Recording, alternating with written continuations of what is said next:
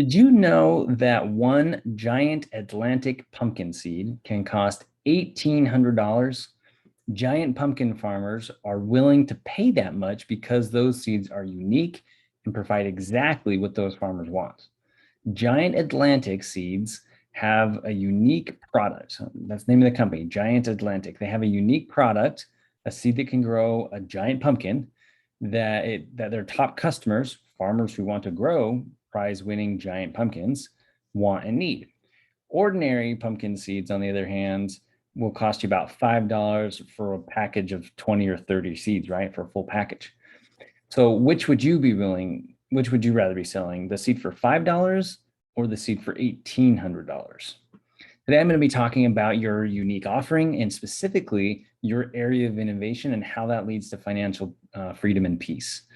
My name is Jacob Curtis. I'm a profit strategist for Quilt Shops. I'm the founder of Curtis Accounting Solutions and the co-owner of Utah Valley Quilting. I'm a certified first professional and a certified pumpkin plan strategist.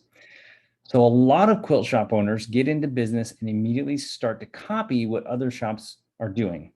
And to a point, that's good, and to a point, that's bad. Okay, we look at our competition, we look and see what they're doing, we do the same thing. But copying our competition grows ordinary pumpkins. It makes us blend in. So checking out that competition, and so by checking out the competition, we're in this trap because we can't find our giant pumpkin seed, right? It's not in somebody else's pumpkin patch, it's in our own. So to grow our own giant pumpkin, to grow our own business, we must plant our own unique seed.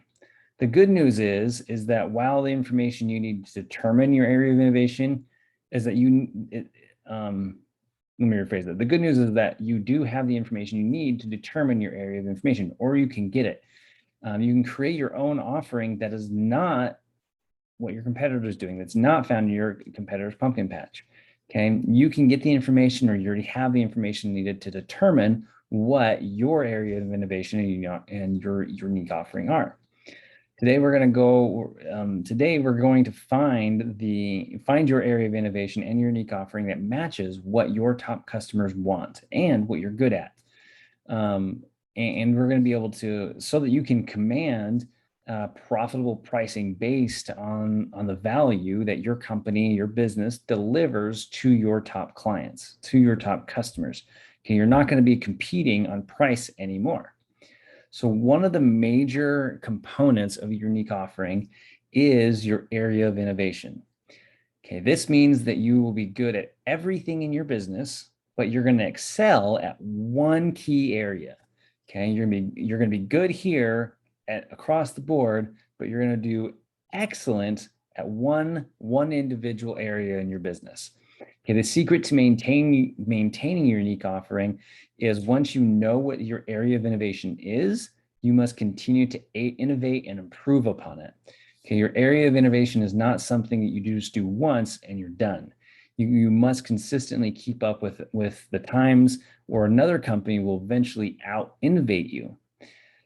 So your area of innovation will fall into one of three categories, and that's going to be quality, price, or convenience. As a small business owner, myself and for you, you're going to want to choose one of the three categories. It's very, very difficult to excel in more than one. In fact, most large businesses only focus on one. So here's an example. For example, Walmart or the dollar store, they focus on competing on price. These stores focus on giving you the best price compared to their competitors. They don't necessarily excel in quality or convenience, but they will beat their competitors' price every time. Price is very difficult for small businesses to compete on. You don't have the same purchasing power or economies of scale these really large companies have. Usually when a small business tries to compete on being the lowest price, they struggle to make a profit.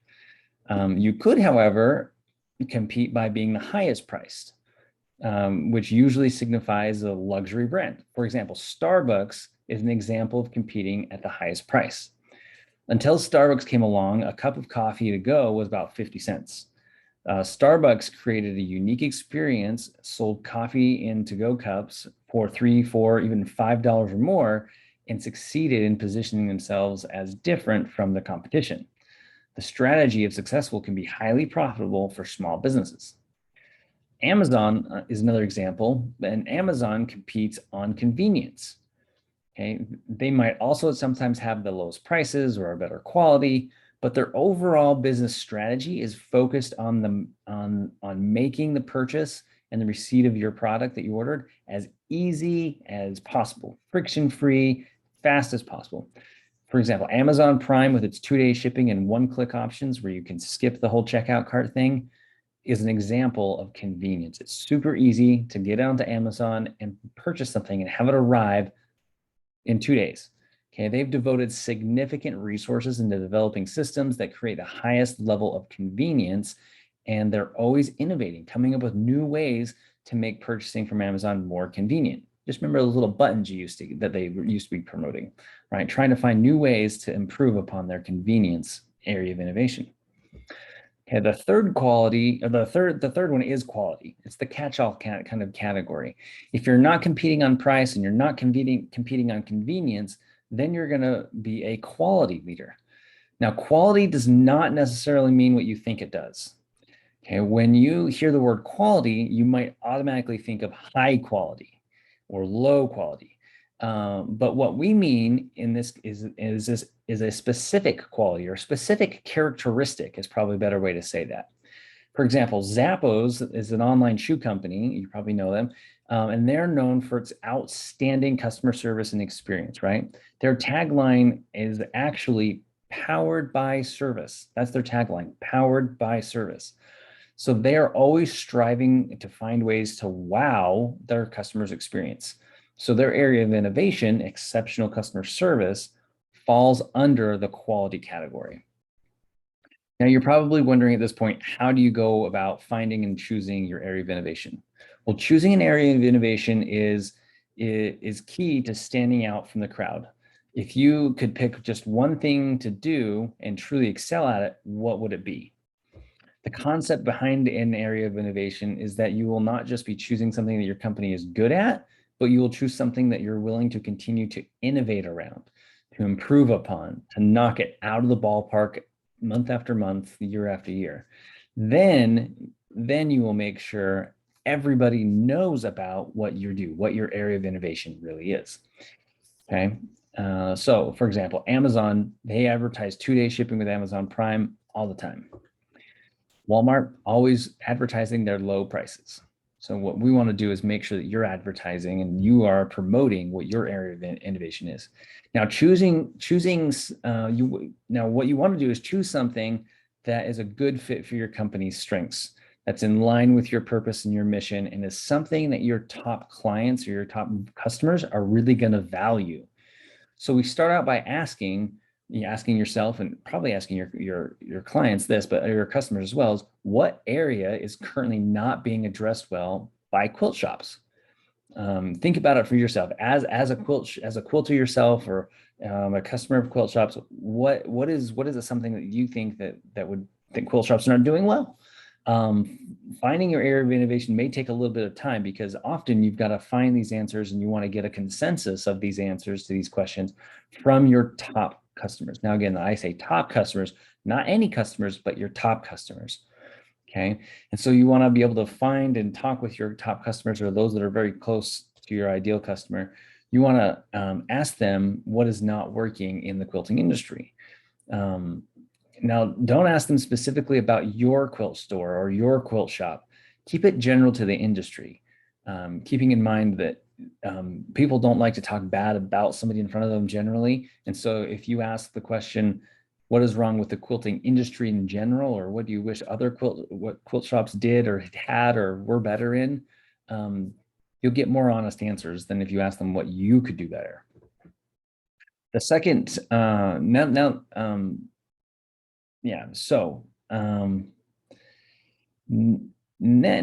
once you've kind of got an idea of what that is, write it down. Sorry, I lost my train of thought there. So once you've identified what it is that quilt shops are missing, write down all the answers you can see in there.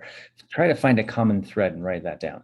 Next, you're going to want to identify what your strengths and what your abilities are for your company, what you guys do really well.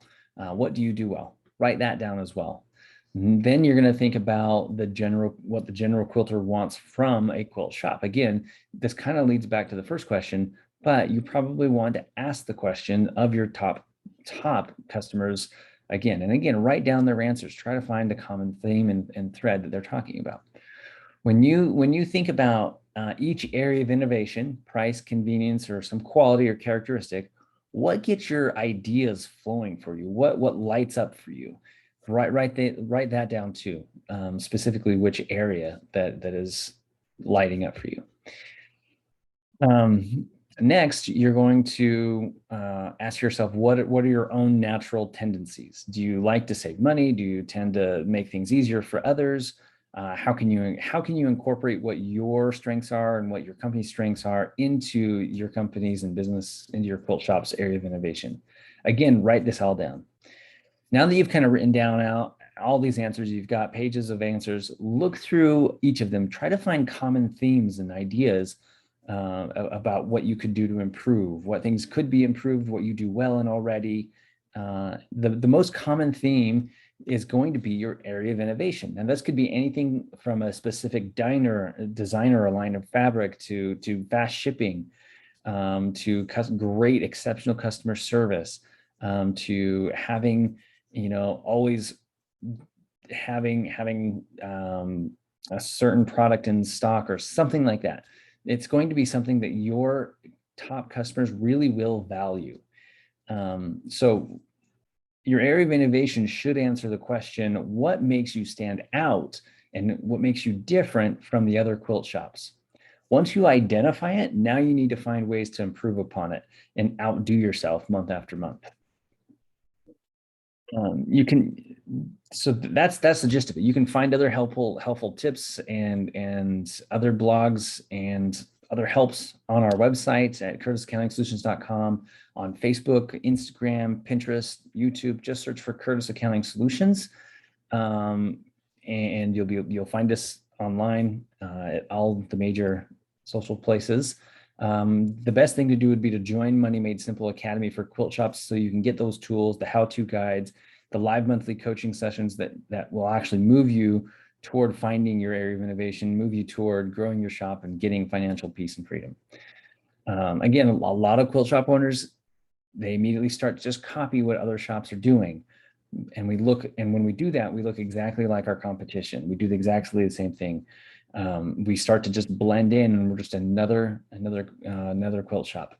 So really what you want to do to grow your quilt shop, to grow your giant pumpkin, you must plant your own unique seed. You must find your unique offering, your area of innovation, to be able to really grow into a blossoming, awesome quilt shop. Again, you go to curtisaccountingsolutions.com/MMSA to join Money Made Simple Academy to get the help you need to identify your area of innovation, to grow your quilt shop and get the financial peace and freedom that you're looking for. Thanks. Have a great day.